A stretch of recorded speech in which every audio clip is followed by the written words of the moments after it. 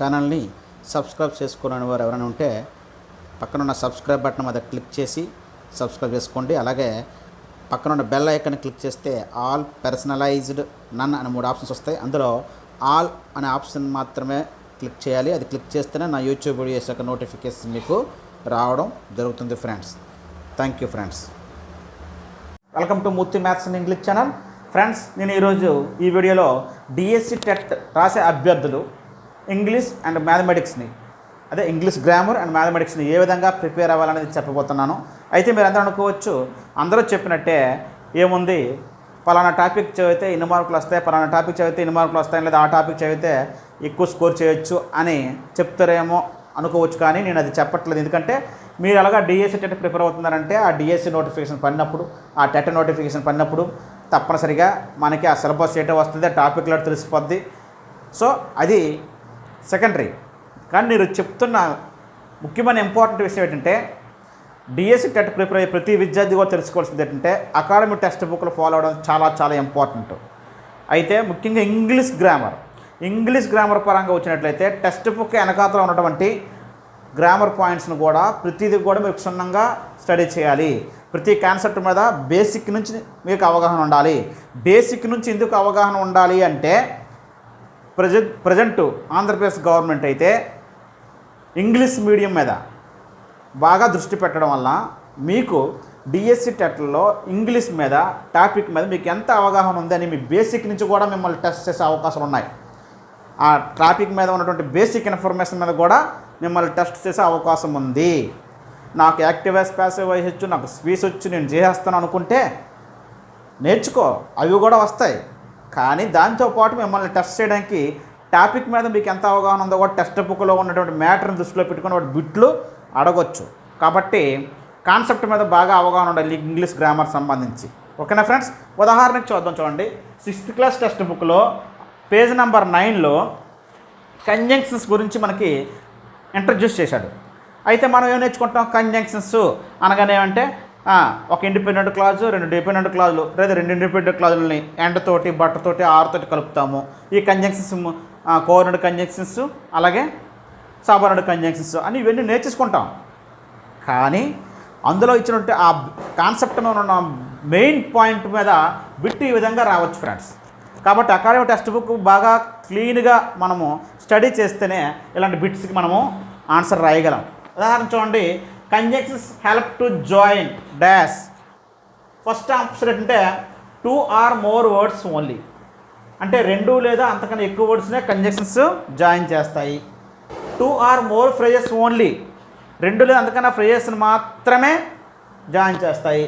2 or more clauses only, అంటే 2 లేదా అంతకన్నా క్లాజెస్ని మాత్రమే జాయిన్ చేస్తాయి. 4th ఆప్షన్ చూడండి, 2 or more words, phrases and clauses, అంటే 2 లేదా అంతకన్నా ఎక్కువ వర్డ్స్ని, ఫ్రేజెస్ని అండ్ క్లాజెస్ని జాయిన్ చేస్తూనే ఉంది. చూసారా? ఇందులో ఆప్షన్ మనకు టెక్స్ట్ బుక్లో కానీ క్లియర్గా అబ్జర్వ్ చేసినట్లయితే క్లియర్గా 4వ ఆప్షన్ మనకు ఆన్సర్ అనేది రావడం జరుగుతుంది. కంజంక్షన్స్ అనేవి కేవలం వర్డ్స్నే కాదు, కేవలం ఫ్రేజెస్నే కాదు, కేవలం క్లాజెస్నే కాదు, 2 or more words, phrases and clauses, అంటే వర్డ్స్ని లేదా ఫ్రేజెస్ని లేదా క్లాజెస్ని కలిపేదే కంజంక్షన్ అండి. కాబట్టి ఈ విధంగా కంజంక్షన్ టాపిక్ మీద ఈ మెయిన్ పాయింట్ తెలియాలి. లేకపోతే మనం నేర్చుకున్నటువంటి సింపుల్ కాంపౌండ్ కాంప్లెక్స్ టాపిక్ని దృష్టిలో పెట్టుకొని బిట్టు 3 పెట్టడానికి అవకాశం ఉంది. ఒక డిపెండెంట్ క్లాజు, ఇంకో డిపెండెంట్ క్లాజ్, లేదా ఇండిపెండెంట్ క్లాజ్ని ఎండతో కలుపుతాం కదా, కాబట్టి 2 క్లాజులు కలుపుతాము అనే ఆన్సర్ పెట్టడానికి అవకాశం ఉంది. ఓకేనా? ఉదాహరణకి 2 వర్డ్స్ని ఎలా కలుపుతాము కంజంక్షన్ ఉపయోగించంటే, ఉదాహరణకి Rama and Ravi, Rama and Ravi are going to cinema. Rama and Ravi are going to cinema. ఇక్కడ రామ, రవి 2 వర్డ్స్ అండి, 2 వర్డ్స్ని కలిపి ఎండ కూడా ఇక్కడ కంజంక్షన్, అంటే అక్కడ 2 వర్డ్స్ని కలుపుతుంది. అలాగే my book is on the table or in the self. My book is on the table or in the self. ఇక్కడ చూడండి, నా బుక్ అయితే టేబుల్ మీద ఉండాలి లేదా సెల్ఫ్లోనే ఉండాలి. ఇక్కడ ఆర్ అనే కంజంక్షన్ వేటి కలిపిందంటే on the table, preposition plus noun ఉంది, ప్రిపోజిషనల్ ఫ్రేజ్ అండి ఇది. అంటే ఇది ఒక ఫ్రేజ్ అనమాట. ఇన్ ద సెల్ఫ్ ఇది ఒక ఫ్రేజ్, ప్రిపోజిషనల్ ఫ్రేజ్ ప్రిపోజిషన్తో ఉంది కాబట్టి 2 ఫ్రేజులు ఇక్కడ ఆర్ అనే కంజంక్షన్ కలిపింది. సో కంజంక్షన్ అనేది 2 వర్డ్స్నైనా కలపచ్చు, 2 లేదా అంతకన్నా ఎక్కువ వర్డ్స్నైనా కలపచ్చు, 2 లేదా అంతకన్నా ఎక్కువ ఫ్రేజెస్నైనా కలపచ్చు. కంజంక్షన్స్ వచ్చేసరికి మనకు తెలుసు, క్లాజెస్ మనం ఆల్రెడీ ఎన్నో క్లాసులు చెప్పుకున్నాం. ఓకేనా. So as, since, because, if ఇవన్నీ కూడా ఒక 2 క్లాజుల్ని జాయిన్ చేస్తాయి. కాబట్టి ఈ విధంగా కంజంక్షన్స్ అనేవి ఏంటి అనేది మనకి కాన్సెప్ట్ మీద అవగాహన ఉండాలి. బిట్ ఈ విధంగా కూడా రావచ్చు. ఓకేనా. సో ఇక్కడ కాంపౌండ్ సెంటెన్స్ యాజ్ అంటే కాంపౌండ్ సెంటెన్స్లో ఏ క్లాజులు ఉంటాయని మీద బిట్ అడగచ్చు కాన్సెప్ట్ మీద. ఎందుకంటే కాంపౌండ్ సెంటెన్స్ అంటే ఏ కంజంక్షన్లో ఉపయోగిస్తాము, అండ్, అలాగే but, or, so, fan boys, అలాగే చాలా కంజంక్షన్స్ వాడుతాం. మనం చాలా నేర్చుకుంటాం, చాలా సెంటెన్స్ ప్రాక్టీస్ చేస్తాం. కానీ అసలు దాని మెయిన్ కాన్సెప్ట్ బిట్ ఎలా అడగవచ్చు అంటే compound sentence has dash 1 independent clause and 1 dependent clause only. అంటే కాంపౌండ్ సెంటెన్స్ ఒక ఇండిపెండెంట్ క్లాజు, ఒక డిపెండెంట్ క్లాజ్ మాత్రమే కలిగి ఉంటుంది అని ఫస్ట్ ఆప్షన్ ఇచ్చాడు. నెక్స్ట్ రెండోది 1 independent clause, 1 or more dependent clauses అన్నాడు. అలాగే మూడోది 2 ఇండిపెండెంట్ క్లాజెస్ ఓన్లీ అన్నాడు. నాలుగోది 2 ఆర్ మోర్ ఇండిపెండెంట్ క్లాజెస్ అన్నాడు. చూసారా ఎంత కన్ఫ్యూజ్గా ఉందో. అంటే కాంపౌండ్ సెంటెన్స్ అంటే ఇక్కడ ఇండిపెండెంట్ క్లాజులనే కలుపుతుంది. ఏ ఇండిపెండెంట్ క్లాజులు అంటే ఎలా అంటే 2 ఇండిపెండెంట్ క్లాజులు కానీ 2 కన్నా ఎక్కువ ఇండిపెండెంట్ క్లాజులు కానీ. ఓకేనా. ఇండిపెండెంట్ క్లాజులు మాత్రమే కలిపేదే కాంపౌండ్ సెంటెన్స్. అదే కాంపౌండ్ సెంటెన్స్, అది కోఆర్డినేట్ కంజంక్షన్. ఓకేనా. 2 ఇండిపెండెంట్ క్లాజులు కలిగి ఉంటుంది కాంపౌండ్ సెంటెన్స్ అంటే.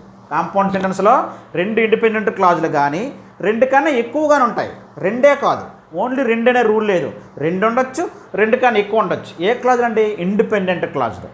అదే ఒక ఇండిపెండెంట్ క్లాజు 1 కన్నా ఎక్కువ డిపెండెంట్ క్లాజులు ఉంటే అది ఏమవుతుందంటే కాంప్లెక్స్ సెంటెన్స్. అది కాంప్లెక్స్ సెంటెన్స్. అలాగే ఒక ఇండిపెండెంట్ క్లాజ్ ఉంటే అది సింపుల్ సెంటెన్స్. మనం ఆల్రెడీ సింపుల్, కాంపౌండ్, కాంప్లెక్స్ చెప్పుకున్నాం. కానీ కాన్సెప్ట్ మీద బిట్ ఇలా అడుగుతుంది. కాబట్టి కాంపౌండ్ సెంటెన్స్ గురించి వచ్చినట్లయితే 1 ఇండిపెండెంట్ క్లాజ్ అంటే 1 డిపెండెంట్ క్లాజ్ ఓన్లీ. ఇలాగ ఎప్పుడు ఉండదండి. ఇది అవదు option. 1 independent clause, 1 or more dependent clauses అనేది ఇది కూడా అవ్వదు. కానీ దేనికి సంబంధిస్తుంది అంటే కాంప్లెక్స్ సెంటెన్స్ అండి. ఒక ఇండిపెండెంట్ క్లాజ్ 1 కన్నా ఎక్కువ డిపెండెంట్ క్లాజులు ఉంటే అది కాంప్లెక్స్ అవుద్ది. నెక్స్ట్ అండి 2 ఇండిపెండెంట్ క్లాజెస్ ఓన్లీ అన్నాడు. చూసారు ఈ పదం ఓన్లీ అంటే 2 ఇండిపెండెంట్ క్లాజులను మాత్రమే కలిగి ఉంటుంది అంటే తప్పు. 2 లేదా అంతకన్నా ఎక్కువ ఇండిపెండెంట్ క్లాజులను కలిగి ఉండేదే కాంపౌండ్ సెంటెన్స్. ఓకేనా. 2 ఆర్ మోర్ ఇండిపెండెంట్ క్లాజెస్ అనేది ఆన్సర్. కాబట్టి ఈ విధంగా కాన్సెప్ట్ మీద మనకి అవగాహన ఉండాలి.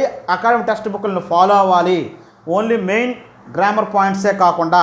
ఓకేనా ఫ్రెండ్స్. ఈ విధంగా మనం ఇంగ్లీష్ గ్రామర్ని ప్రిపేర్ అవ్వాలి. అకాడమిక్ టెక్స్ట్ బుక్లో వెనక్కి ఇచ్చిన గ్రామర్ పాయింట్స్ని కూడా మీరు బాగా త్వరగా స్టడీ చేస్తూ గ్రామర్ నేర్చుకుంటే అప్పుడు కాన్సెప్ట్ మీద కూడా మీకు అవగాహన ఉంటుంది. నెక్స్ట్ ఇలాగ ఎప్పుడు ఉండదు అని చెప్పాను. ఇక్కడ మీకు డౌట్ రావచ్చు, ఎందుకు ఉంటుంది సరే అని.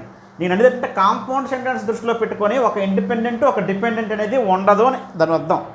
ఒక ఇండిపెండెంట్, ఒక డిపెండెంట్ ఎందులో కాంప్లెక్స్ సెంటెన్స్లో ఉంటుంది, కానీ ఎందులో ఉండదండి. కాంపౌండ్ సెంటెన్స్లో ఉండవని చెప్తున్నాను నా ఉద్దేశం. ఓకేనా.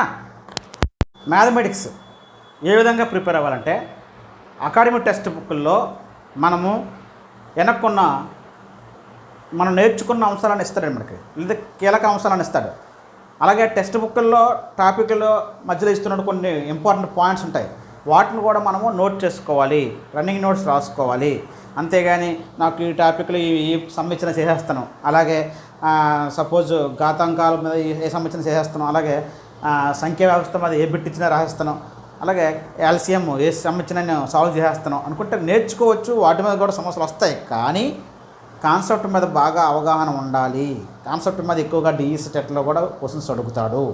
మ్యాథమెటిక్స్లో కూడా అకాడమిక్ టెక్స్ట్ బుక్ బ్యాక్ సైడ్ని కానీ లెసన్ మధ్యలో వచ్చినట్టు కీలకమైన అంశాలని మనము నోట్ చేసుకోవాలి. ఓకేనా. అవి తప్పనిసరిగా ఫాలోఅప్ చేయాలి. దాని నుంచి బిట్లు ఎక్కువగా అడుగుతుంటాడు. ఓకేనా. అంటే మనకు ఆ టాపిక్ మీద అవగాహన ఉందా లేదని. ఉదాహరణకి ఒక బిట్ చూడండి. క్రింది వాటిలో సరైన వాక్యం ఏది అని అంటాడండి. క్రింది వాటిలో సరైన వాక్యం ఏది అని అడుగుతాడు. ఫస్ట్ ఆప్షన్ అంటే ఏ బేస్ సంఖ్యలన్నీ ప్రధాన సంఖ్యలే, బి ప్రధాన సంఖ్యలన్నీ బేస్ సంఖ్యలే, సి సంయుక్త సంఖ్యలన్నీ సరి సంఖ్యలే, డి ప్రధాన సంఖ్యలన్నీ పరస్పర ప్రధాన సంఖ్యలే. చూసారా బిట్టు ఎలాగ అడిగాడో. అంతేగాని క్రింది వాటిలో ప్రధాన సంఖ్య ఏదని చెప్పి A2, B5 అలాగే B6, C9 అనే ఆప్షన్స్ ఇవ్వలేదు ఇక్కడ. అలాగే ఇస్తే ఈజీగా చేసేస్తాం అందరూ. కానీ కాన్సెప్ట్ మీద బిట్ అడిగాడు అక్కడ. ఎలా అడగచ్చు, ఇలాంటి చేయాలి అంటే అకాడమిక్ టెక్స్ట్ బుక్లో ఉన్న ప్రతి పాయింట్ని మనం ఫాలో అప్ అవ్వాలి. అదే కాన్సెప్ట్ మీద అవగాహన కూడా మనకు బాగా ఉండాలి. ఓకేనా. చూడండి ఫస్ట్ది సరైన వాక్యం అడిగాడు. అంటే ఏ స్టేట్మెంట్ కరెక్ట్ అని అడిగాడు ఇక్కడ. కాబట్టి బేస్ సంఖ్యలన్నీ ప్రధాన సంఖ్యలే, ఇది కరెక్టా కాదో చూద్దాం. బేస్ సంఖ్యలన్నీ ప్రధాన సంఖ్యలే అయితే 1 అనేది బేస్ సంఖ్య కదా, కానీ ప్రధాన సంఖ్య కాదు. 1 ప్రధాన సంఖ్య కాదు, సంయుక్త సంఖ్య కాదని నేర్చుకున్నాం. నేను ఆల్రెడీ సంఖ్య వ్యవస్థ చెప్పాను. అలాగే 9 ఉందండి. 9 బేస్ సంఖ్య కానీ ప్రధాన సంఖ్య కాదు. ఎందుకంటే ప్రధాన సంఖ్య అవ్వాలంటే ఒక సంఖ్యకి కేవలం 2 కారణాంకాలు ఉండాలని చెప్పాను మీకు. 9కి కారణాంకాలు ఏమవుతాయండి? 1 అవుతుంది, అలాగే 3 అవుతుంది, అలాగే 9 అవుతుంది. 3 కారణాంకాలు వచ్చేసాయి కదా, ఇది సంయుక్త సంఖ్య అవుతుంది కానీ ప్రధాన సంఖ్య అవు. కాబట్టి బేస్ సంఖ్యలు అన్ని ప్రధాన సంఖ్యలు అయినప్పుడు మరి ఈ 2 అవ్వలే కదా, కాబట్టి స్టేట్మెంటు తప్పు. అంటే ఈ 2 బేస్ సంఖ్యలే కానీ ప్రధాన సంఖ్యలు కాదు కదా. కానీ వాడు ఏమన్నాడు? బేస్ సంఖ్యలు అన్నీ ప్రధాన సంఖ్యలు అన్నాడు కాబట్టి ఆ స్టేట్మెంట్ తప్పు. కాబట్టి అది సరైన వాక్యం కాదు. సో సబ్జెక్ట్ కాన్సెప్ట్ మీద అవగాహన ఉండాలి. నెక్స్ట్ ప్రధాన సంఖ్యలన్నీ బేస్ సంఖ్యలే. ప్రధాన సంఖ్యలన్నీ బేస్ సంఖ్యలు అన్నాడు ఇక్కడ. చూద్దాం. ప్రధాన సంఖ్యలన్నీ బేస్ సంఖ్యలు అనుకుంటే ప్రధాన సంఖ్యలలో ఫస్ట్ ఏంటంటే మనకి ఇక్కడ అతి చిన్న ప్రధాన సంఖ్య 2. మరి 2 ప్రధాన సంఖ్యే కానీ బేస్ సంఖ్య మాత్రం కాదు. ప్రధాన సంఖ్య అవుతుంది, బేస్ సంఖ్య అవ్వలేదు. అన్నప్పుడు ప్రధాన సంఖ్యలన్నీ బేస్ సంఖ్యలు అయిపోతాయా? అవ్వు కదా. 2 అనేది అవ్వలే కదా, కాబట్టి ప్రధాన సంఖ్యలన్నీ బేస్ సంఖ్యలు అవుతాయా? అవ్వు. ఓకేనా. కాబట్టి ఈ స్టేట్మెంటు తప్పు. 2 ప్రధాన సంఖ్య కానీ బేస్ సంఖ్య కాదు కాబట్టి ప్రధాన సంఖ్యలన్నీ బేస్ సంఖ్యలు అనే స్టేట్మెంట్ తప్పు. నెక్స్ట్ అండి సంయుక్త సంఖ్యలన్నీ సరి సంఖ్యలే అన్నాడు. సంయుక్త సంఖ్యలన్నీ సరి సంఖ్యలే అన్నాడు. చూద్దాం.